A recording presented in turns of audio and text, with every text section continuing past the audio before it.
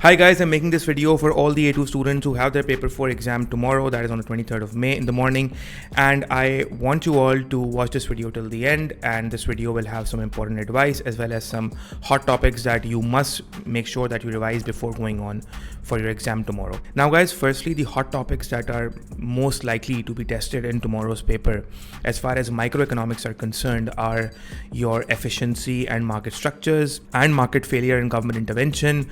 Apart from that, we have labor market, objectives of the firms, and also the topic of mergers. Now, these are the topics that are most likely hot topics that could be tested tomorrow.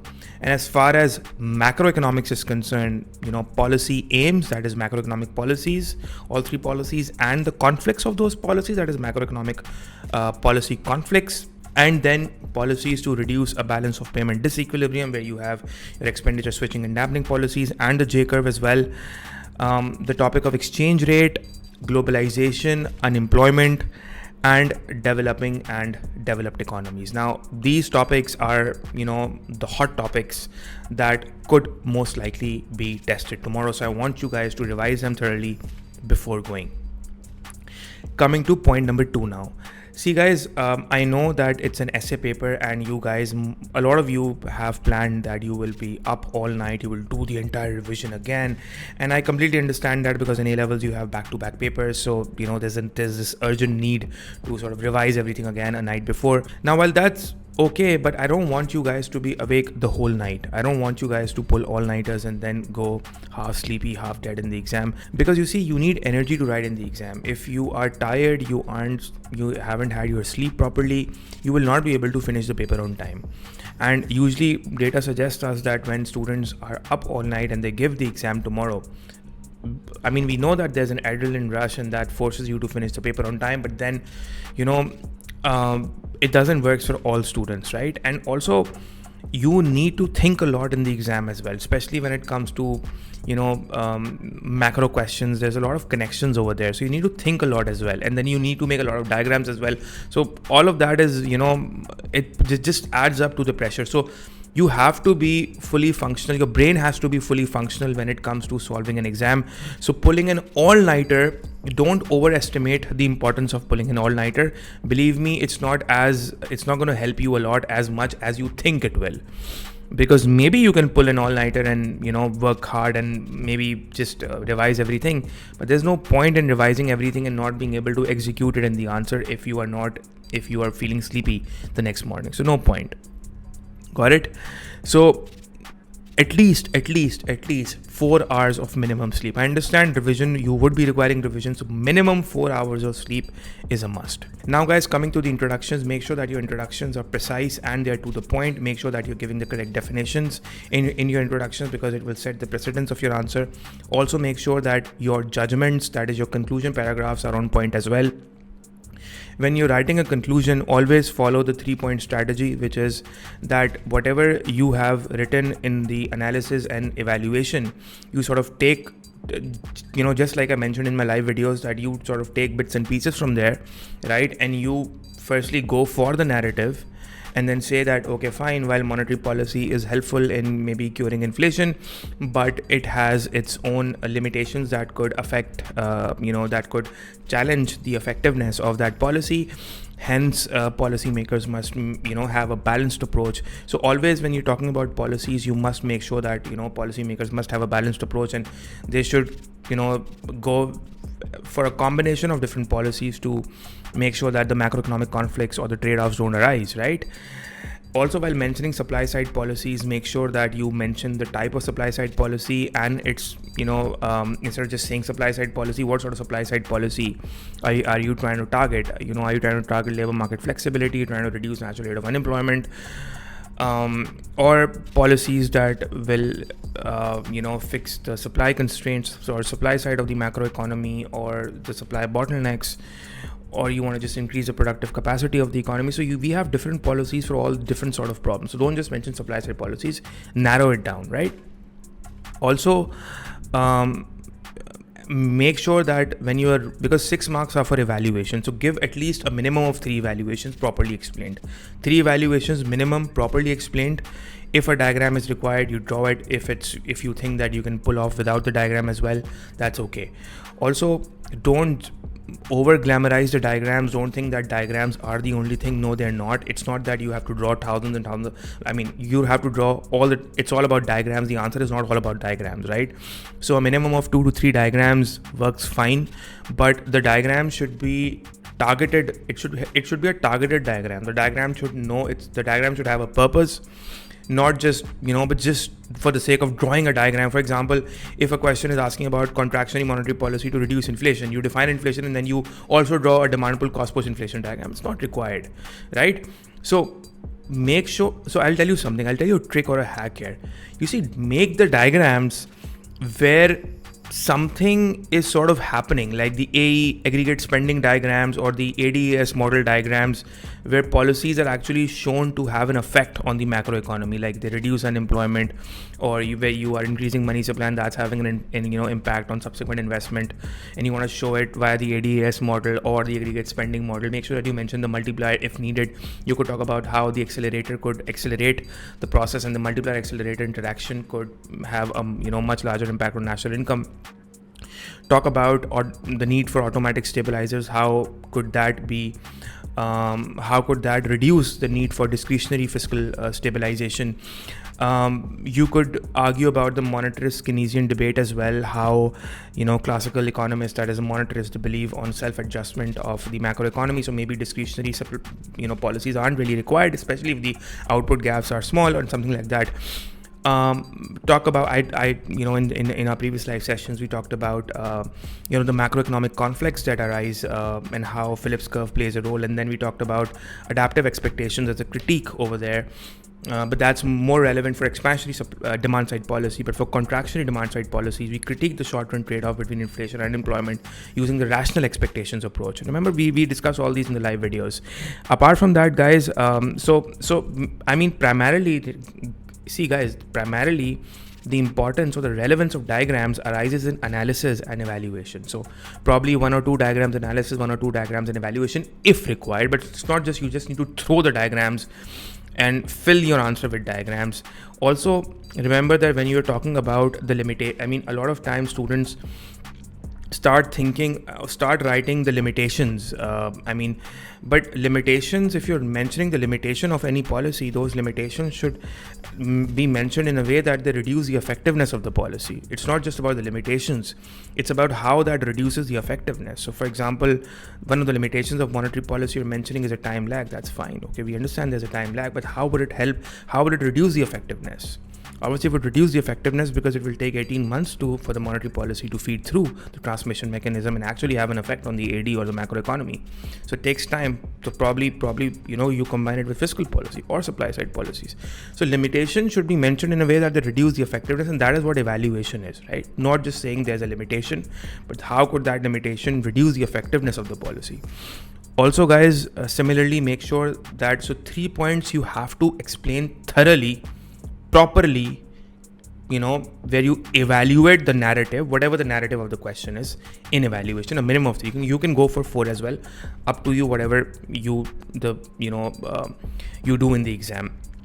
Also, as far as analysis is concerned, analysis and assessment objective 1 and assessment objective 2 is a total of 14 marks. So especially when you're talking about, so in an assessment objective 1, you sort of give all the definitions of the question, whatever the keywords are in the question, like yesterday we were discussing a question on how a currency depreciation has an impact on the economic growth of a low-income country. So you had to define, what a currency depreciation is, you had to define what economic growth is, and then you also had to define what low-income economy is. So all the keywords in the question needs to be defined in assessment objective 1, and then you start answering the question, whatever the question is, and that sort of follows your analysis. So guys, as far as in macroeconomics, your aggregate expenditure diagrams are very important. The fact that autonomous taxes would have a parallel shift in AE, and if it's a difference in tax rate, that would pivot the aggregate expenditure, increasing the multiplier effect. whether the policy, whether the policy is miscalculated. Let's say if it's miscalculated, you miscalculate the macroeconomic problem, you miscalculate the size of inflation or the size of the output gap or the size of the recession, and you could either implement a policy that is too tight or too loose, that would either cause a recession to worsen or maybe not solve the output gap at all. So these are all the things that policymakers need to consider, that you have to mention in your evaluation. And as far as the conclusion is concerned, I told you the 3-point strategy, where you sort of summarize, not exactly summarize, but see, the purpose of evaluation in economics is in paper 4 is to sort of provide a judgment. You sort of assess the statement, and you've analyzed it, you've evaluated it, and then you're providing a judgment. Now, before a final judgment or a final take, you need to develop the argument, and you need to come on a certain narrative. So fine, if the narrative is that monetary policies are not enough, you need to complement it or have a balanced approach, like we say. So you need to complement it by fiscal and supply side measures. But then before that, you'll take the points from analysis and evaluation, and you'll agree with the fact that, okay, fine, fiscal or monetary policies do have an impact on curing inflation, but then we have time lags, and then the issue that maybe it might result into maybe, I don't know, significant inflationary pressures, or exchange rate might have an influence on the economy's macroeconomic indicators, because whatever policy we implement, also do remember the fact, always think in terms of whether the inflation that you're talking about will be demand pull, cost push. Also do remember the fact that whatever policy you're implementing will ultimately have an impact on exchange rate, and exchange rate changes will ultimately have an impact on AD and AS, and it will also have an impact on subsequent inflation depending upon the elasticities. It will also have an impact on different macroeconomic indicators as well. So always think from that perspective as well. Apart from that, as far as the microeconomics diagrams are concerned, make sure that those diagrams that you're drawing are properly labeled. The diagram shouldn't be sandwiched between the essay. It shouldn't be sandwiched between the essay. In all my live streams, I've drawn the diagram central. So you have a paragraph above it, the diagram, a paragraph below the diagram, but it's drawn central. So you can label it diagram 1, diagram 2, whatever. And the axis should be labeled. You need to draw the diagram with a dark pencil and a scale, and don't just respect the diagram. Don't just draw it like it's just some random thing. Diagrams are important, like I mentioned, but don't over glamorize and over glorify the diagrams. That your answer should be full of diagrams, and the more diagrams I draw, the more impressed the examiner gets. It's not like that. The diagram should be specified, targeted, should have a purpose, should serve a purpose. Also, guys, another problem that students face is that they usually have the difficulty in doing the selection of the question. So for example, if a question on policy comes and a question on, let's say, globalization comes, now both are, let's say, easy questions for the student. They think that they can do both. Now what should we do?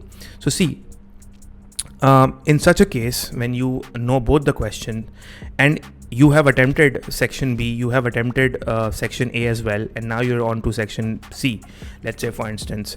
So you know very well, let's say, that you have done section A very well, you have done section B very well, and now what you need to do is that obviously then you go for a question that you know very well in section C as well, and let's say that you know both, you know globalization as well very well, everything about it, and then you know the other question as well. So at that time, think that, because when you're writing a question, when you're solving an answer, you need to pick up a pencil and scale and draw the diagram as well. So maybe go for a question that has less diagrams.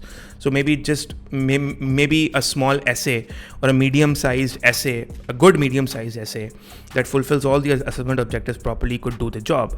So instead of thinking that, I'll go for another policy question that I'll make 3-4 more diagrams, probably in such a case, a standard of living question or globalization question could be more relevant, assuming that you know it very well and you're 100% certain that case study and section B has gone very well as per your choice, so that you are also able to complete the paper on time, right?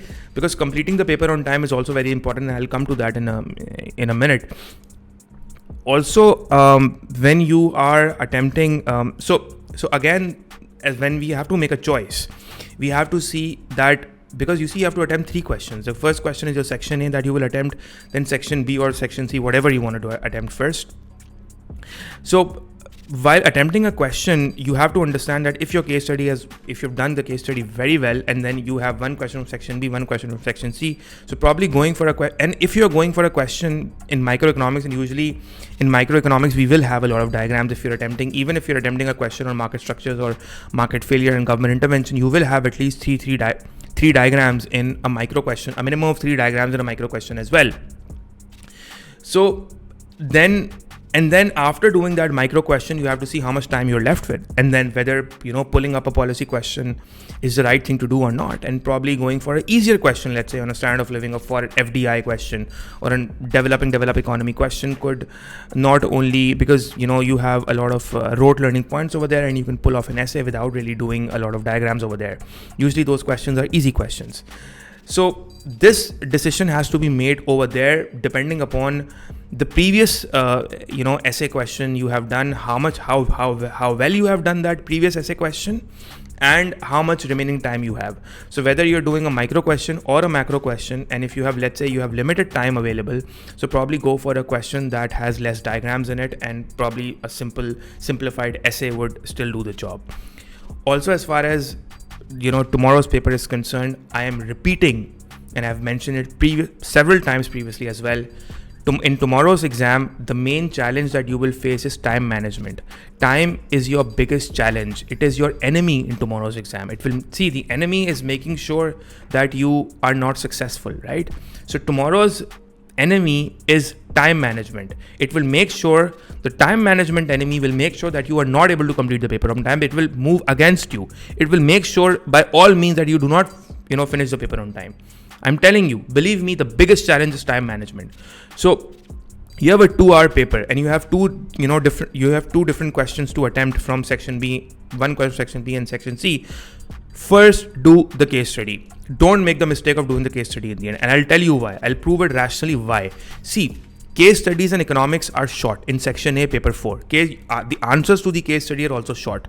You have to write small is not the right word. You have to write concisely, precisely relevant answers. Concisely, precisely relevant answers to the point. And yes, even in case studies, you have those 6 and 8 mark questions where you are asked to assess or evaluate. Things like saying assess or evaluate, definitely that will involve evaluation as well. So those questions, even the 6 and the 8 markers would ask you about evaluation in case studies. So, but then again, the answers are precisely, concisely, to the point, relevant and specific, rather than long answers. So, so as far as case studies are concerned, do them first. Finish the case study in 30 minutes, maximum 35. That's all. And the remaining, let's say, if everything goes perfect as per the books and as per the plan, you'll be able to finish the case study in let's say 30 minutes. Because you only have 4 questions in case studies, right? So you'll be able to finish the case study in 30 minutes, and then the remaining 45 minutes for one question and 45 minutes for another question, and that just wraps up 2 hours, right? So that's a strategy you need to follow. Why am I saying it first case study? Because when students attempt the essay question first, they tend to overdo it. They tend to overwrite the first question. See, as examiners, when we are checking the exams, we can clearly see that the first answer, the first essay that they attempted was too lengthy, or they wrote a lot, and then we can clearly see that the last 2 essays are relatively shorter, and the last essay is very short. And so, or sometimes if you're doing the essays, you'd overdo the essay, you realize, oh shit, now I have less time, so do you wrap up the second essay very quickly, and by the time you reach case study, you don't have enough time. See, the marks for case studies and for section B and section C are the same. So case study holds the same importance that you have for section B and section C. And believe me, I'm telling you, your thresholds are around 35, 36, right? For your paper 4. So deal the paper strategically. The strategy is that you take out the maximum marks from case study. You extract the maximum marks from case study. If you're able to extract around 17 marks from case study, then let's say even if out of 20 you score a minimum of 13, so 17 plus 13 plus 13 would make you 43, you'll have an A on your plate, right? So take it strategically. Do the best in the case study, and a minimum of, you can't go below 14 in section B and section C, right? And I'm being rational here, okay? So when you attempt the case study first and you wrap it up in 30 minutes, now you'll only have 1.5 hours. And then you'll be like, oh no, I have 1.5 hours left. I have to do essay questions and 45 minutes each. Now this means that you have a plan in front of you. You have a 1 hour 30 minutes time clock in front of you. The clock is ticking. You have to make sure that you finish the first essay in 45 minutes. So this is where you play strategically, because you will be able to finish the paper on time in this way. Otherwise you will not be able to. Usually students are not able to finish the paper on time. Also guys, one very, very important thing, and that is, if let's say you are faced with a situation that, time is running out and you have less time and you have the whole question left. Now what should you do? Like, you still are left with the last question and you only have, let's say, 20 minutes left to you and the whole question is left. Now what will you do? How will you approach it? So usually what students will do is that they write the introduction as if they would have written it as if they were doing a 45 minute time question, but they only have 20 minutes. They don't have 45 minutes, and so they're 25 minutes short now. So in that case, what you need to do is that when you've started a question, you have a whole essay question left, you only have 20 minutes. In that case, what you will do is that you'll make the introduction short, you'll make the analysis short, you'll make the evaluation short, and then you'll give the conclusion. What I'm trying to say to you is that there are 4 steps that you need to follow in every essay. It is the introduction, analysis, evaluation, conclusion. So you have to reach the conclusion. It's okay, make your analysis short, make your evaluation short. For example, there were 3 different ways in which you had to prove why contractionary monetary policy or fiscal policy would reduce inflation or, increase growth. You didn't mention those 3. You mentioned only 2 or 1. And then as far as the limitation and the critique of the narratives were concerned, you had to mention 5 different points. You didn't have time, but you mentioned 1 point and then you concluded. And you concluded it rightly. In this way, you will be able to finish the question. You will tell the examiner that, okay, fine, you knew the question, you knew the answers. That's okay. You did not end up giving so many points in evaluation. You did not end up giving so many points in analysis, but what you did right was correct. And you also concluded the essay. So instead of leaving your half essay complete, you have finished and concluded your essay, including your conclusion, but you have written it short, but still you have completed the essay. So you have to make sure that you complete the paper, not leave it till the point of analysis and then the examiner says stop writing and you're like, oh, you know what, I wasn't able to complete the essay because I wrote a great detailed introduction and I wrote such a great analysis. That's fine, you wrote a great analysis, but then instead what you should have done is that you should have written the analysis, half of it, and then moved on to evaluation, right? So these are some tips that I wanted to share with you. Make sure that you finish the paper on time. Also guys, remember, it's all about how you're going to write it rather than what you're going to write it. Don't just flood points randomly without really explaining them. Develop those points, right? And obviously your A2 students, you guys know best what to write by now, since you're obviously entering university, and I wish you all the best of luck. I hope my teachings, I hope my the way I taught you, the whole course, everything, not only the course but also the YouTube lives that I did, those students who were part of my course, those students who were not part of my course, all those students have been able to help, and I'm really proud of you all, and I really think that you all will do a great job tomorrow, and I enjoy teaching everyone. This was a great journey. You have been great throughout. You have been a great audience, and I wish you all the best, and do let me know tomorrow what came in the paper, and I will see you. Make sure that you sleep on time, and all the best guys. See you, and inshallah you'll nail it. Take care.